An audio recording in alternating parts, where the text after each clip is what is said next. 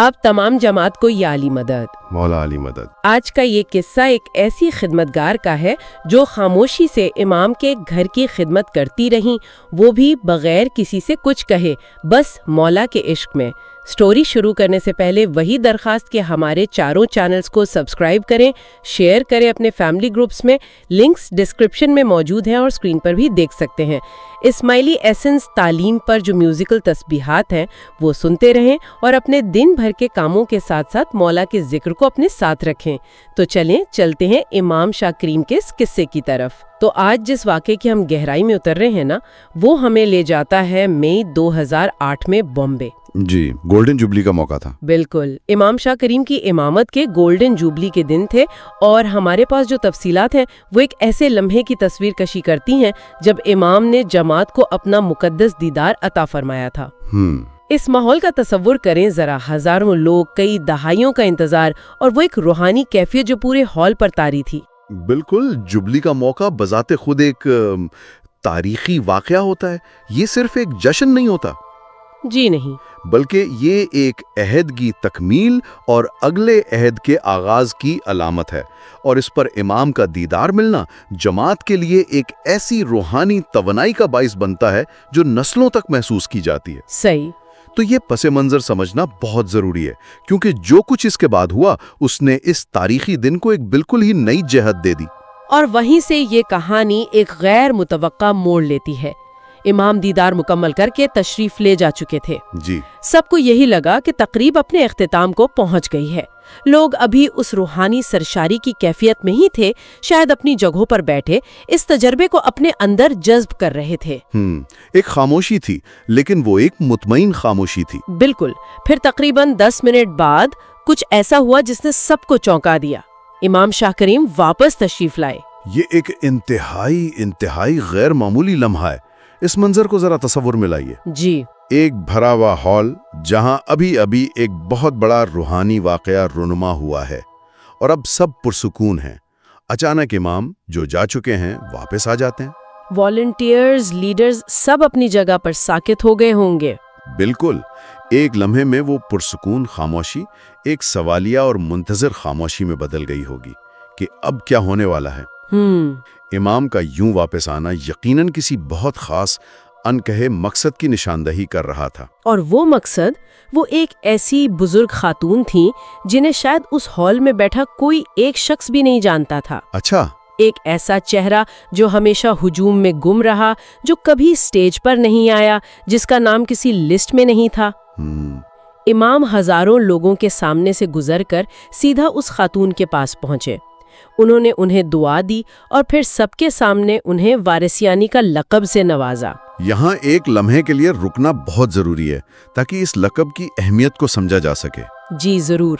وارثیانی جماعت میں کوئی عام اعزاز نہیں ہے، یہ ایک بہت بڑا روحانی مرتبہ ہے جو کسی ایسے شخص کو دیا جاتا ہے جس کی خدمات، جس کی امام کے گھر کے لیے لگن، وہ غیر معمولی ہو اور بے مثال ہو۔ صحیح۔ یہ ایک ایسا لقب ہے جو شخص کے خاندان میں نسلوں تک فخر کی علامت بن جاتا ہے۔ اور یہ مرتبہ اس خاتون کو دیا گیا جسے کوئی پہچانتا تک نہیں تھا۔ تو امام کا یہ عمل اپنے آپ میں ہی ایک بہت طاقتور خاموش پیغام تھا۔ بالکل۔ پورے ہال میں ایک ہی سوال گونج رہا ہوگا کہ بھئی یہ کون ہے؟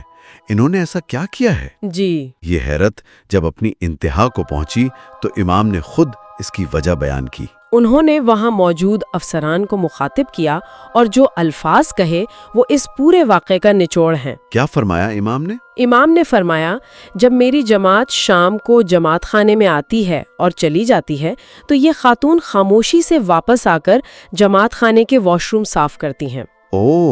وہ 40 سال سے یہ خدمت کر رہی ہیں۔ کسی نے کبھی نہیں پہچانا کہ روزانہ واش رومز کون صاف کرتا تھا۔ 40 سال! 40 سال! یہ عدد محض وقت کا پیمانہ نہیں ہے، یہ استقامت، خلوص اور صبر کی ایک زندہ مثال ہے۔ 4 دہائیاں! 4 دہائیاں، تقریباً ایک پوری نسل، روزانہ ایک ہی کام، وہ بھی ایسا جسے معاشرے میں اکثر حقیر سمجھا جاتا ہے۔ جی۔ اور اس پر کمال یہ کہ بغیر کسی کی پہچان کے، بغیر کسی کے شکریہ کے، بغیر کسی کی ستائش کی تمنا کے۔ یہ صرف کام نہیں تھا، یہ ایک خاموش عبادت تھی جو 40 سال تک جاری رہی۔ بالکل، تو جو پہلا اور سب سے واضح سبق یہاں ملتا ہے وہ خلوص نیت کا ہے کہ اللہ اور امام کام کے حجم یا اس کی ظاہری حیثیت کو نہیں بلکہ اس کے پیچھے چھپی نیت کو دیکھتے ہیں۔ جی، لیکن آئیے اس سے ایک قدم آگے بڑھتے ہیں۔ یہ واقعہ ہمیں انسانی نفسیات کے بارے میں بھی کچھ سوچنے پر مجبور کرتا ہے۔ ہم انسانوں کی فطرت میں شامل ہے کہ ہم اپنے کام کی پہچان چاہتے ہیں، ہے نا؟ بالکل، ہم چاہتے ہیں کہ ہمیں سراہا جائے۔ تو اس خاتون نے 40 سال تک اس فطری خواہش کو کیسے قابو میں رکھا ہوگا؟ یہ ایک بہت گہرا سوال ہے، اور یہ ہمیں روحانی ڈسپلن یا کہہ لیں کہ نفس پر قابو پانے کے تصور کی طرف لے جاتا ہے۔ پہچان کی خواہش ہمارے ایگو یا نفس سے جڑی ہوتی ہے۔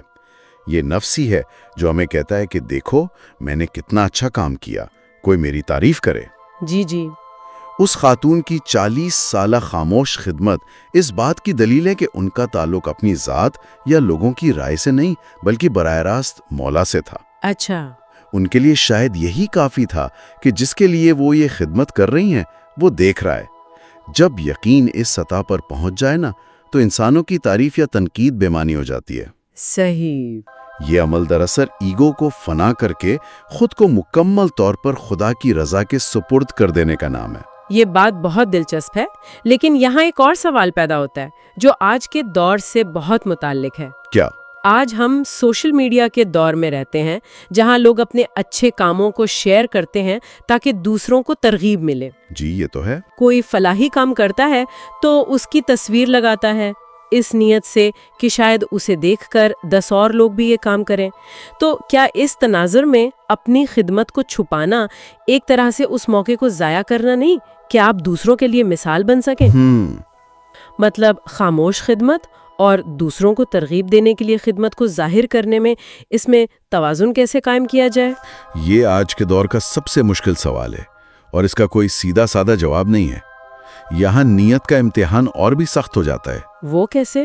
دیکھیں، اگر خدمت کو ظاہر کرنے کا مقصد واقعی دوسروں کو متحرک کرنا ہے اور دل میں اپنی تعریف کی ذرا بھی خواہش نہیں تو شاید یہ عمل بھی قابل قدر ہو، لیکن یہ ایک بہت باریک لکیر ہے۔ بہت باریک۔ انسان خود کو بہت آسانی سے دھوکہ دے سکتا ہے۔